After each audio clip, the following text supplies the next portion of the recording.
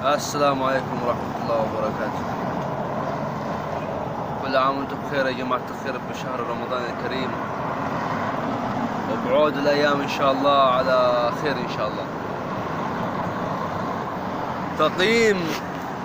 تقييم بكل صراحة وبكل وضوح ما بين رامز جلال ومحمد رمضان.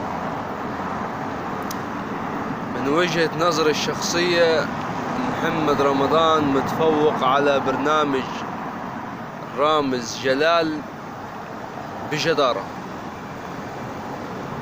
لأن رامز جلال الفلوس اللي بيكسبها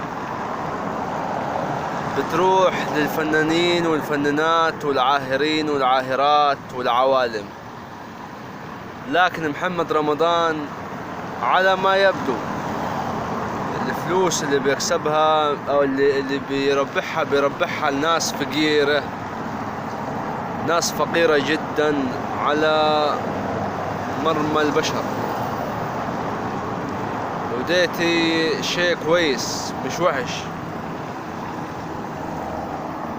ويعني انا بصراحة مع محمد رمضان في هذه الحاجة.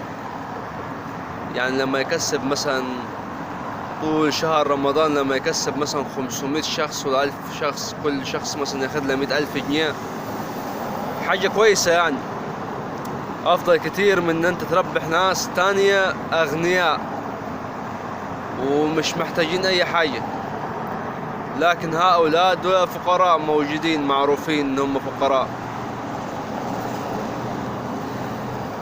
ديتي من وجهة نظري الشخصية. من وجهة نظركم انتوا ايه؟ قولوا لي ايه رأيكم؟ دي حاجة كويسة ولا حاجة وحشة؟ خبروني في التعليقات.